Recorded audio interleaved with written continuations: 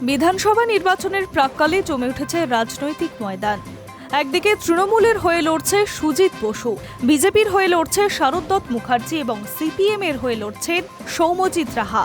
আর সেই আবহেই বুধবার 8ই এপ্রিল বিধাননগর বিধানসভা কেন্দ্রের বামফ্রন্ট মনোনীত প্রার্থী কমরেড সৌম্যজিৎ রাহা মনোনয়নপত্র জমা দিলেন।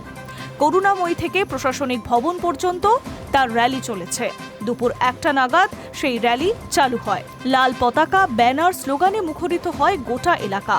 প্রার্থী সৌম্যজিৎ রাহাকে ঘিরেছিলেন অসংখ্য কর্মী সমর্থক। পাশাপাশি তার সহকর্মী আইনজীবী বন্ধুরাও ছিলেন এই যাত্রায়। শোভাযাত্রার পথে বারবার উঠে আসে বামপন্থী স্লোগান, যা কার্যত নির্বাচনের আগে কর্মীদের উজ্জীবিত করে তোলে।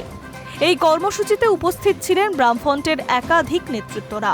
তাদের মধ্যে ছিলেন কমরেড রমলা চক্রবর্তী, সোমা দাস, পলাশ দাস সহ আরও অনেকে। বিভিন্ন নেতৃত্বরা এই শোভাযাত্রায় উপস্থিত ছিলেন। প্রার্থী সৌম্যজিৎ রাহা পেশায় একজন আইনজীবী ও শিক্ষাবিদ। তার এই পরিচিতি সাধারণ মানুষের মধ্যে একটা আলাদা গ্রহণযোগ্যতা তৈরি করেছে বলে মনে করছে রাজনৈতিক পর্যবেক্ষকরা। মনোনয়ন জমা দেওয়ার আগে তিনি জানান, মানুষের পাশে থেকে কাজ করাই তার মূল লক্ষ্য। বিধাননগরের উন্নয়ন, শিক্ষা, নাগরিকের পরিবেশ উন্নত করাই তার কাজ। অন্যদিকে শোভাযাত্রার সময় সাধারণ মানুষের মধ্যেও কৌতূহল লক্ষ্য করা যায়। সব মিলিয়ে মনোনয়ন জমা দেওয়ার এই কর্মসূচি শুধু একটি প্রশাসনিক প্রক্রিয়া নয়, বরং তা পরিণত হয়েছে রাজনৈতিক শক্তি প্রদর্শনের মঞ্চ।